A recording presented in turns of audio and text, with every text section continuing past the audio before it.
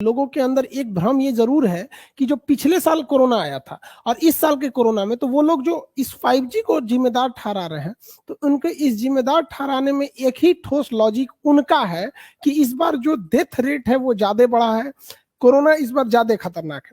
तो इनको कोई बहाना नहीं मिल रहा था, तो इन्होंने ठहरा दिया कोरोना को, इसको 5G को ही। जबकि 5G टेक्नोलॉजी को अगर आप देखेंगे तो गवर्नमेंट ने कहा है कि 2 महीने का टाइम दिया है इंडिया गवर्नमेंट ने कि भारत की कंपनियों को कि आप अपने जरूरी इक्विपमेंट खरीद लो। इसमें रिलायंस है, टाटा है, भारतीय एयरटेल है, जितने ये लोग हैं इन लोगों को टाइम दिया गया है। ये 2 महीने का टाइम दिया गया है, अभी टेस्टिंग भी चालू नहीं हुई है, इन्हें 2 महीने का टाइमिंग दिया गया और कहा गया कि अगले 4 महीने में आप लोग इसे टेस्टिंग कीजिएगा। इसमें चाइना की कंपनियों को इन्वॉल्व नहीं किया गया है। अब क्या है कि चाइना जो है ना वो बड़ा बेहतरीन ढंग से किसी चीज को मैनेज करता है। वहां फेसबुक कंट्रोल में है, व्हाट्सएप कंट्रोल में है, सब कुछ उसके कंट्रोल में। हमारे यहाँ कंट्रोल में नहीं। हमको जहां तक लगता है कि उन्हीं लोग का एक है कि भारत में एक नेगेटिविटी फैलाई जाए। पहले एक दौर था, सब लोग कहते थे हमें 5G चाहिए। आज जब चाइना की कंपनी जिसमें हुआवे है और जेटी है, ये जब बाहर हुई है, तो वहां की जो आईटी सेल है, हर देश का अपना होता है, तो वो इधर फैलाया गया है क्योंकि वो इंडिया की टेस्टिंग रोकना चाहते हैं। 5G टेस्टिंग से कोरोना को दूर दूर तक कोई लेना नहीं दे। हाँ, ये जरूर है कि 5G टेक्नोलॉजी की जो रेडिएशन होती है वो आम रेडिएशन की तुलना में थोड़ा ज्यादा होती है, उससे थोड़ी हानिकारक किरणें निकलती हैं, लेकिन वो जानलेवा साबित हो जाएगी इस बात की एकदम, ये तो एकदम सिरे से गलत बात है। ऐसा नहीं है। हमको जहां तक लगता है कि हम लोगों ने अगर ये जो अफवाह उड़ा है, बस इंडिया गवर्नमेंट कह दे कि हम चाइना की हुआवी कंपनी और चाइना की जेटी कंपनी को परमिशन दे देते हैं, देखिए धीरे धीरे ये अफवाह अपने से खत्म हो जाएगा। तो ये लोगों को समझना चाहिए कि ये चाइनीज साइबर जो है बैठे हैं लोग, ये वो लोग भारत में इस तरह की एक नैरेटिव सेट कर रहे हैं कि वो लोग फेंका गए हैं बाहर मार्केट से, तो हल्ला कर दो कि पूरी भारत की जनसंख्या 5G का विरोध करने लगे। ऐसा कोई लेना देना नहीं है, कोरोना को इससे कोई आप मतलब कह नहीं रहे है। हैं कि चाइना एक तो पहले कोरोना वायरस भेजता है, फिर अफवाह भी हाँ भेज रहा है। हाँ, अब अफवाह भी ये सर, उसके पास बहुत बड़ा मनोवैज्ञानिक उसका दबाव। आप खुद सोचिए, इससे पहले जब इंडिया गवर्नमेंट ने हुआवी कंपनी को अलाउ किया था, जब गलवान इंसिडेंट जून 2020 से पहले हुआ था, तो उस समय तक जेटी भारत में आई थी और हुआवे थी। कोई नहीं आवाज उठाया कि कोरोना जो है वो 5G से फैल रहा है, नहीं फैल रहा है। लेकिन जैसे चाइना बाहर हुआ, ये आवाज कैसे आने लगी? ये लोगों में ये भ्रम है, ऐसा नहीं है, इससे कोई लेना देना नहीं है 5G से और कोरोना को। फिर भी मैं बेसिक से समझना चाहता हूँ, लोगों के सवाल भी आ रहे हैं, लेकिन पहले ये 5G 4G 3G ये सब है क्या, और इससे रेडिएशन किस तरह के निकल रहे हैं, किस हद तक ये हानिकारक होते हैं, क्या इसका प्रभाव पड़ता है? मैं चाह रहा हूँ कि देखिए, बेसिक से आप लोगों को इसमें समझाएं मोटा मोटी एक, ताकि एक, वो एक क्लियर हो जाए। जी, देखिए इसमें जो मेन कंसेप्ट है वो है स्पीड एंड क्लियरिटी। जैसे जैसे जो जी आता है ये जनरेशन को बताता है। 1G में तो हम लोग कुछ भी नहीं कर सकते, एक नॉर्मल मैसेज भेज सकते थे, वो भी बहुत नहीं। धीरे धीरे 2G आया, 3G में आप देखेंगे तो हम लोग ने काफी हद तक वीडियो कॉलिंग स्टार्ट की, बट उसमें बफरिंग थी। फिर 4G बहुत सुधार हुआ।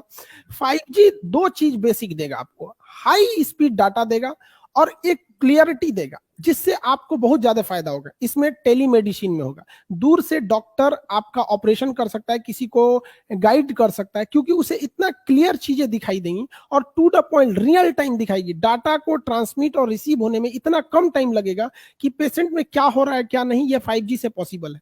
और जो गाड़ियां जो है रिमोट से, जो आप देखते होंगे टेस्ला की कंपनी वगैरह, ये 5G की वजह से ही पॉसिबल हो पाएगी। रीजन क्या है कि जो 5G के टावर होते हैं ये इतने हाई स्पीड के रेडिएशन को छोड़ते हैं और ये बहुत ही एक्यूरेट छोड़ते हैं। जिससे क्या है कि मान के चलिए कि कोई गाड़ी आ रही है और उसमें ड्राइवर नहीं बैठा है या ड्राइवरलेस है, उसको पता है कि आगे से मेरे मेरे आगे जो कुछ ऑब्स्टिकल्स है उसे हमने मुड़ना है। बट अगर हम इसे 3G या 4G से देंगे तो उसको ये डाटा मिलते मिलते कि हमें राइट टर्न करना है या लेफ्ट टर्न करना है, तब तक वो इतना लेट ट्रांसमिशन डाटा का होता है कि एक्सीडेंट हो सकता है। तो ये जो रोबोटिक्स चीजें हैं, ऑटोमेटिक सिग्नल चीजें हैं, आर्टिफिशियल इंटेलिजेंस है, इसमें सबसे जरूरी चीज होता है स्पीड। तो 5G में ना जो क्लियरिटी ऑफ डाटा है और जो स्पीड ऑफ ट्रांसमिशन है, ये इतना हाई है कि ऐसा लगेगा कि आप सामने बैठ के देख रहे हैं।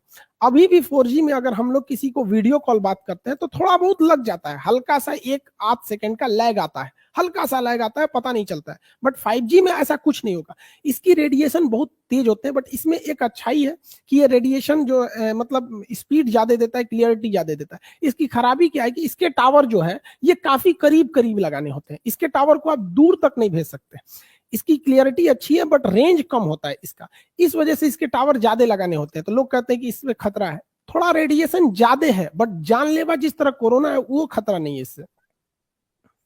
क्या खतरा है फिर? हानिकारक किस तरह से रेडिएशन खतरनाक है, मतलब देखिए हानिकारक रेडिएशन है? देखिए जो कुछ तितलियां होती हैं या फिर पक्षी होते हैं या फिर जो इंसेक्ट्स कैटेगरी में आते हैं सब, उन लोगों के लिए ये रेडिएशन दो तरह से हानिकारक करता है। पहला कि ये उनकी बॉडी को डायरेक्ट एक रेडिएशन के थ्रू, दूसरा क्या होता है जो मधुमक्खी वगैरह के जो छत्ते होते हैं या जो ये चिड़ी कीट वगैरह होते हैं, ये भी इलेक्ट्रोमैग्नेटिक वेव छोड़ते हैं। वो एक दूसरे से कम्युनिकेट करने के लिए, बातें करने के लिए, अपना पता ढूंढने के लिए, अपना छत्ता अपना घोंसले का पता ढूंढने के लिए सेम वैसा ही रेडिएशन ये भी छोड़ने लगते हैं। तो वो लोग कंफ्यूज हो जाते हैं कि मेरा ओरिजिनल रेडिएशन कौन सा है और टावर वाला कौन सा है। तो अपना मार्ग भटक जाते हैं, अपने साथी को नहीं खोज पाते हैं, अपने घर तक नहीं पहुंच पाते, जिस वजह से उनकी मौत ज्यादा होती है 5G की वजह से। दूसरा, हम लोग के ऊपर एक साइकोलॉजिकल एक मानसिक दबाव होता है, हम लोग चारों ओर से रेडिएशन से घिरे हुए हैं। हमारे अगल बगल में देखिए आपके पास रेडियो की हर तरह की फ्रीक्वेंसी होगी, चाहे वो विविध भारती की हो, BBC की हो या रेडियो की FM की हो, हर तरह की फ्रीक्वेंसी। इवन हम आप बात कर रहे हैं उससे भी फ्रीक्वेंसी है, हमारे हाथ में जो ये माइक है इसके पास भी फ्रीक्वेंसी है। तो सबकी फ्रीक्वेंसी होती है, थोड़ी कम और थोड़ी ज्यादा। तो जो 5G की फ्रीक्वेंसी है थोड़ा ज्यादा है, हम लोग के ऊपर बस ये है थोड़ा कि मानसिक रूप से जो हम लोग एक वर्चुअल दुनिया में रहते हैं इस पे एक थोड़ा निगेटिव इंपैक्ट पड़ रहा है। लेकिन ये भी गांव वगैरह पे नहीं है जहां बहुत ज्यादा IT हब बना दिया गया है, जैसे दिल्ली के पास नोएडा वगैरह वाला एरिया देखिएगा तो ये IT हब है। तो यहाँ पर थोड़ा था मतलब रेडिएशन का लेवल थोड़ा ज्यादा है, वो भी 5G की वजह से नहीं, कंजम्पशन की वजह से थोड़ा ज्यादा है। तो क्या ये मास तो होता नहीं है किसी रेडिएशन में, तो मतलब वायरस क्या चिपक सकता है वेब से? ऐसे भी मैसेज आ रहे हैं कि वायरस उस वेब से, रेडिएशन से चिपक जाता है, फिर उससे कहीं दूर जगह फैल जाता है। अच्छा ये तो गलत बात है। उस हिसाब से जो लाइट है ना, लाइट वो भी हम लोग की इलेक्ट्रोमैग्नेटिक वेव है। टॉर्च जो हम जलाते हैं वो भी तो जा ही रहा है ना, तो वो तो अगर वायरस 5G के इलेक्ट्रोमैग्नेटिक वेव पर अगर चिपकेगा तो उसके भी वेव पे चिपक जाएगा, ऐसा नहीं है। जो वायरस है कोरोना वायरस, ये बस दो जगह चिपक सकता है, एरोसोल पे चिपक सकता है या फिर ड्रॉपलेट पे। ड्रॉपलेट वो होते हैं जो हम छींकते हैं तो पानी की बूंदे हल्की रहती है जो दिखती नहीं है, और एरोसोल वो होते हैं जो धूल होते हैं। बस इनके सिवा वो वेब पर नहीं चिपक सकता है कोरोना वायरस, ये फालतू का अफवाह है। अब एक तो खुद ही भारत जूझ रहा है अपनी वैक्सीन क्राइसिस से, कोरोना क्राइसिस से। ये नहीं है, एक क्राइसिस कम था जो इन लोगों ने 5G की अफवाह उड़ा दिया यहाँ पर, ये तो गलत बात है ये सब।